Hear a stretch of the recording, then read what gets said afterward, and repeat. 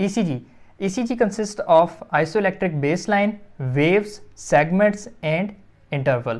अगर हम ECG paper को देखते हैं, उसकी स्ट्रिप को देखते हैं जो मशीन से बाहर आता है और विदाउट एनी इलेक्ट्रिकल एक्टिविटी, तो हमारे पास बिल्कुल एक स्ट्रेट लाइन आ जाती है जिसमें कोई डिफ्लेक्शंस हमें नज़र नहीं आती हैं। लेकिन जब हार्ट के अंदर कोई एक्टिविटी हो रही है और हम उसकी लीड्स को जो है उसकी पोजीशन पे प्लेस करके फिर उस ECG लीड्स को देखें, तो जैसे ही हार्ट के अंदर कोई इम्पल्स पास होती है तो वो इलेक्ट्रिकल एक्टिविटी जो है ना इस आइसोइलेक्ट्रिक बेसलाइन के अंदर डिफ्लेक्शन प्रोड्यूस करती है, डिफरेंट टाइप ऑफ डिफ्लेक्शन। तो उस डिफ्लेक्शन से हमारे पास क्या प्रोड्यूस होती हैं? वेव। अगर वो deflection about the isoelectric baseline हो लाइक पी वेव, देन इसको हम कहते हैं पॉजिटिव। अगर बिलो द आइसोइलेक्ट्रिक लाइन्स हो तो उसको हम क्या कहते हैं? Negative deflections. तो अब वेव हमारे पास नॉर्मली कौन सी होती है? फर्स्ट जो हमारे पास वेव आ जाती है वो है पी वेव, जो पॉजिटिव डिफ्लेक्शन है। Any positive deflection after the P wave will be R wave. P के फौरन बाद जो भी डिफ्लेक्शन पॉजिटिव होगी वो आर वेव होगी। आर वेव से पहले अगर कोई नेगेटिव डिफ्लेक्शन है that will be Q wave, sometime absent भी होती है। और आर के बाद जो हमारे पास नेगेटिव डिफ्लेक्शन होगी वो है एस वेव। एस वेव हमेशा प्रेजेंट होती है। देन क्यू आर एस से पूरा हमारे पास क्यू आर एस कॉम्प्लेक्स बनता है जो वेंट्रिकुलर डिपोलराइजेशन को शो करता है। ये एट्रियल डिपोलराइजेशन है। क्यूआरएस कॉम्प्लेक्स के बाद हमारे पास पॉजिटिव डिफ्लेक्शन टी वेव है जो कि रिपोलराइजेशन को शो करता है। Some time after the T wave हमारे पास एक माइनर सी पॉजिटिव डिफ्लेक्शन होती है जिसको यू वेव कहते हैं, और ये फिजियोलॉजिक भी होती है और सम टाइम पैथोलॉजिकल भी होती है। वेव्स के बाद हमारे पास आ जाती हैं सेगमेंट, जिसके अंदर सिर्फ आइसोइलेक्ट्रिक बेस लाइन होती है, कोई वेव उसके अंदर नहीं होगी। सो पी वेव के एंड से और आर वेव के स्टार्ट से पहले बीच का जो सेगमेंट है इसके अंदर कोई डिफ्लेक्शन नहीं है, इसको हम कहते हैं पी आर सेगमेंट। आर हम इसकी लेते हैं क्योंकि क्यू वेव समटाइम एब्सेंट होगी। सेकंड जो हमें सेगमेंट मिलता है without any wave, that is at the end of from the end of the S wave और start between before the start of T wave. ये जो सेगमेंट है इसको हम कहते हैं एस टी सेगमेंट। तो हमारे पास दो सेगमेंट्स होते हैं, P R segment, S T, सिर्फ जिसमें आइसोइलेक्ट्रिक बेस लाइन होगी। अब अगर हम इन दोनों को कंबाइन कर दें, wave plus isoelectric base line, तो हमारे पास क्या मिल जाएगा? Interval wave plus isoelectric base line. तो पहला जो इंटरवल है वो पी वेव के स्टार्ट से लेके आर वेव के स्टार्ट होने तक का है, जिसमें पी वेव और पी आर सेगमेंट दो चीजें आ जाएंगी और इसको हम कहते हैं पी आर इंटरवल। सेकंड जो इंटरवल है वो क्यू वेव के स्टार्ट से लेकर टी वेव के एंड तक, इसमें Q R S complex, T wave और एस टी सेगमेंट, ये तीन चीजें आती हैं और इसको हम कहते हैं क्यू टी इंटरवल। टुगेदर अगर हम इनको इकट्ठा कर दें, P R plus Q T equal to 1 complete heart beat. अब ये जनरेट होती कैसे हैं? ECG एक्चुअली हमारे पास जो है ECG हार्ट के अंदर होने वाली इलेक्ट्रिकल एक्टिविटीज़ को सरफेस के ऊपर लगी लीड्स के थ्रू, जो जिनको हम इलेक्ट्रोड्स कहते हैं, उनके थ्रू डिटेक्ट करके हमें शो करती है। और मोस्टली जो हमारे जिस इलेक्ट्रोड से कंसर्न होता है वो पॉजिटिव इलेक्ट्रोड होगा। अब ऐसे नोड से जब भी इम्पल्स पास होती है वो डिफरेंट पाथवेज के थ्रू पास होती है। फर्स्ट ऐसे नोड से जाती है AV नोड में एट्रिया को डिपोलराइज करके, फिर AV नोड से राइट और लेफ्ट बंडल ब्रांचेस में इंटरवेंट्रिकुलर सेप्टम डिपोलराइज होगा, फिर परकिंजी सिस्टम जो है वेंट्रिकल पूरे को डिपोलराइज करता है और लास्ट में हमारे पास बेस ऑफ द वेंट्रिकल जाके डिपोलराइजेशन होती है। क्योंकि मेन जो हमारे पास बल्क ऑफ द वेंट्रिकल है वो लेफ्ट वेंट्रिकल का है, तो मेन जो आपका इन सारी इंपल्स का जो एक्सेस होता है, वेक्टर होता है, वो टुवर्ड्स लेफ्ट वेंट्रिकल होता है। So it is down and left. और जो लीड इसकी बिल्कुल डायरेक्शन में होती है वो होती है लीड 2, ये बिल्कुल इसी डायरेक्शन में इलेक्ट्रिकल एक्टिविटी को डिटेक्ट कर रही होती है। अब जब भी इंपल्स इस एक्सिस की डायरेक्शन में पास हो रही होगी तो आपको जो डिफ्लेक्शन मिलेगी वो हमेशा पॉजिटिव होगी, और वो इंपल्स जब इसके ऑपोजिट पास करेगी, means cardiac axis down and left है, तो वो हमारे पास अपवर्ड एंड टुवर्ड्स राइट अगर इंपल्स पास कर रही होगी तो फिर हमारे पास जो डिफ्लेक्शंस होंगी वो नेगेटिव आ जाएंगी। अब कैसे जनरेट होती हैं ये? ऐसे नोड से जैसे ही इंपल्स पास होती है तो यहाँ से हमारे पास डिफ्लेक्शन आना शुरू हो जाती है और ये इंपल्स इस डायरेक्शन में जाती है टुवर्ड्स द AV नोड, और ये डायरेक्शन बिल्कुल एक्सिस के अलॉन्ग है तो हमारे पास डिफ्लेक्शन पॉजिटिव होगी और इंपल्स यहाँ पे पहुँच जाती है AV नोड के पास। सो ये जो P वेव आती है ये एक्चुअली जब एट्रिया डीपोलराइज होता है, सो P wave actually atrial depolarisation wave है। वहाँ पे जब AV नोड में पहुंच जाती है तो इधर जो कंडक्शन होती है वो स्लो हो जाती है, यहाँ पे स्लो कंडक्टिंग न्यूरॉन्स होते हैं। स्लो कंडक्शन की वजह से कुछ देर तक आपको कोई भी इलेक्ट्रिकल एक्टिविटी चेंज नहीं होती, तो आपकी आइसोइलेक्ट्रिक लाइन जो है वो आइसोइलेक्ट्रिक ही रहती है। तो इससे हमें क्या मिल जाता है? सेगमेंट। इसका मतलब है कि अभी इंपल्स कहाँ है? AV नोड से AV नोड में आ जाती है।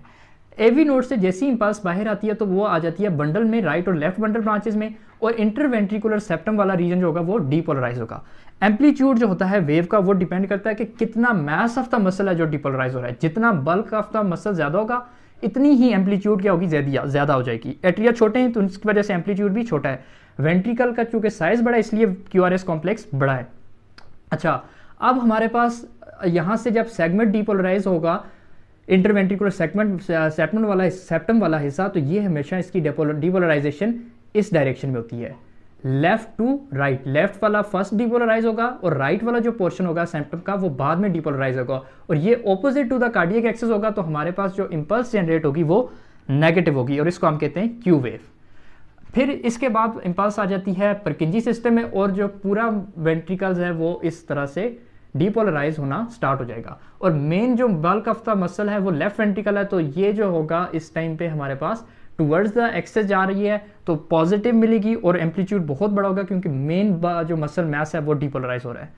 लास्ट में हमारे पास आके वेंट्रिकल की बेस ऑफ द वेंट्रिकल जो होती है ये लास्ट में डीपोलराइज होता है और इसकी डायरेक्शन अगेन इस डायरेक्शन में opposite to the direction of the cardiac axis. तो इस वजह से हमारे पास ये एस वेव आती है जो कि नेगेटिव डिफ्लेक्शन को शो करती है।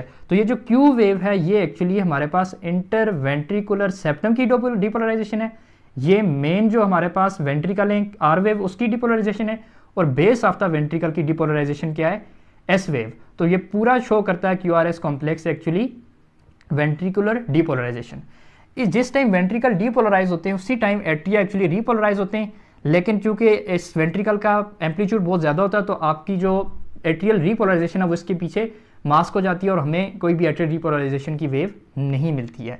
सारे का सारा जब वेंट्रिकल डीपोलराइज हो रहा होता है तो क्योंकि जो वेंट्रिकुलर सिस्टोल होता है वो थोड़ी देर तक सिस्टोल के अंदर ही रहता है। वेंट्रिकल अगर डीपोलराइज होंगे तो वो कुछ देर तक सिस्टोल के अंदर रहेंगे जिस टाइम में ब्लड आगे पंप हो रहा होगा। जब ये सिस्टोल में रहेंगे तब ये होंगे तो डीपोलराइज, लेकिन इसके अंदर कोई एक्टिविटी का चेंज नहीं आ रहा होगा। आपको डिफ्लेक्शन सिर्फ तब मिलती है नॉर्मल अगर रेस्टिंग पोटेंशियल इतना है और हमने जाना है सपोज करो इधर तक, जब ये यहाँ से पोटेंशियल डिक्रीज होकर 0 पे आएगा और 0 से 30 तक जाएगा, जिस टाइम में ये चेंज हो रहा था तब आपको डिफ्लेक्शन मिलती है।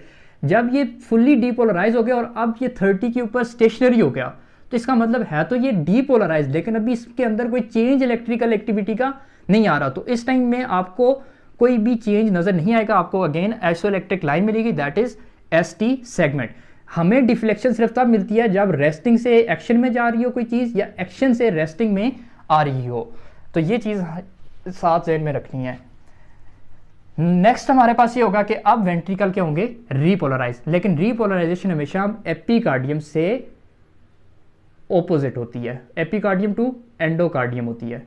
अब ये है repolarization towards from epicardium to the endocardium, जो कि एक्चुअली एक्सिस के बिल्कुल ऑपोजिट है, जिधर पॉजिटिव है, but it is not a depolarization. Depolarization towards that axis is always a positive deflection, लेकिन चूंकि रीपोलराइजेशन ये डीपोलराइजेशन के बिल्कुल रिवर्स होता है। तो जब रीपोलराइजेशन होगी अगर वो एक्सिस की तरफ होगी तो फिर वो नेगेटिव वेव होगी। हम जब एक्सिस की बात करते हैं तो हम डीपोलराइजेशन की बात करते हैं कि नर्व इंपल्स जब डीपोलराइज होके जा रही है अगर वो एक्सिस की तरफ जा रही है तो पॉजिटिव, लेकिन रीपोलराइजेशन एक्चुअली रिवर्स प्रोसेस है डीपोलराइजेशन का। तो रीपोलराइजेशन के टाइम पे अगर वो चूंकि ये एपिकार्डियम से एंडोकार्डियम की तरफ आ रही होती है तो रीपोलराइजेशन ऑपोजिट डायरेक्शन में अगर होगी तब हमें वेव की डिफ्लेक्शन क्या मिलती है, पॉजिटिव। अगर रीपोलराइजेशन एंडोकार्डियम से एपिकार्डियम की तरफ जाएगी तो तब हमारे पास डिफ्लेक्शन टी वेव इन्वर्जन की होती है। ये आपने कॉन्सेप्ट जहन में रखना है। और या लास्ट में हमारे पास आ जाती है तो ये आ जाती है वेंट्रिकुलर रीपोलराइजेशन टी वेव, और लास्ट में आ जाती है you wave. You wave normally हमारे पास जो हार्ट के अंदर मसल्स होते हैं जिनको हम पैपिलरी मसल्स कहते हैं, तो जब ये पैपिलरी मसल की रीपोलराइजेशन हो रही होती है एंड पे, तो उस वजह से हमें समटाइम पैथोलॉजिकल यू वेव मिल जाती है। इसके बाद ये हमारे पास ECG की नॉर्मल वेव्स हैं और उसकी मैकेनिज्म क्या है जनरेट होने का और कौन सा एरिया डीपोलराइज होता है। क्विकली अगर हम देखें तो वेंट्रिकल के अंदर हमारे पास जो पोटेंशियल्स होते हैं वो कुछ इस तरह का होता है। फेज 0 जिसमें सोडियम इनफ्लक्स होता है, जब सोडियम आयन इंटर हो रहे होते हैं तो उस टाइम हमारे पास जो हमें वेव मिलती है वो होता है QRS कॉम्प्लेक्स। ये एक्चुअली फेज 0 को शो कर रहा होता है। फिर हमारे पास आ जाती है फेज वन। फेज वन के अंदर हमारे पास पार्शियल डीपोलराइजेशन होती है जिसमें पोटेशियम आयन आपकी लीक कर रही होती हैं, और ये हमारे पास यहाँ पे एक जंक्शन होता है QRS कॉम्प्लेक्स जहाँ से ख़त्म होता है और ST सेगमेंट जहाँ से स्टार्ट होता है। ये उस जो जंक्शन वाला पॉइंट होता है ना, उसको हम क्या कहते हैं, J पॉइंट। तो इस पॉइंट को हम कहेंगे J पॉइंट, ये जो फेज़ वन है कार्डियक पोटेंशियल का। फिर हमारे पास नेक्स्ट आ जाता है फेज़ टू, जिसमें कैल्शियम आयन का इनफ्लक्स और होता है और पोटाशियम आयन का ई फ्लक्स और होता है। इक्वल आयन हमारे पास इंटर हो रहे होते हैं पॉजिटिव, और इक्वल ही बाहर जा रहे होते हैं। तो नेट हमारे पास कोई चेंज नहीं होता, तो हमारे पास क्या मिल जाती है, ST सेगमेंट। तो ST सेगमेंट कार्डियक जो एक्शन पोटेंशियल की वेव है उसके ऊपर फेज टू को शो करता है। और लास्टली हमारे पास रीपोलराइजेशन होती है जिसमें कैल्शियम चैनल ब्लॉक हो जाते हैं। अब सारा का सारा पोटेशियम बाहर जाता है, और जब सारा का सारा पोटेशियम आपका लीक करके बाहर जाता है तो ये फेज है आपकी फेज थ्री, और इस टाइम आपकी रीपोलराइजेशन होती है। तो आपको ये वेव T वेव मिल जाती है जो कि रीपोलराइजिंग वेव है। सो इस तरह से आपकी कार्डियक एक्शन पोटेंशियल के साथ ECG का क्या चेंज है और कंडक्शन सिस्टम के साथ क्या चेंज है, ये आ जाती हैं। तो जब भी हम इंटरप्रिटेशन में भी बात करेंगे तो हम तीन चीज़ों की, वेव, सेगमेंट, इंटरवल, ये तीन चीज़ें हैं जो आपको पता होनी चाहिए। प्लस जब आप फार्माकोलॉजिकल एस्पेक्ट से बात करते हो तो आपको ये पता होना चाहिए कौन सा चैनल किस वेव के किस सेगमेंट पे कर रहा है काम। तो हम उस चैनल के अगेंस्ट हम उसको ब्लॉक करके या उसको एक्टिवेट करके ECG के अंदर अकॉर्डिंग जो है डिजीज़ या पैथोलॉजी को उसको रिकग्नाइज कर सकते हैं। So this is all about the basics of normal ECG।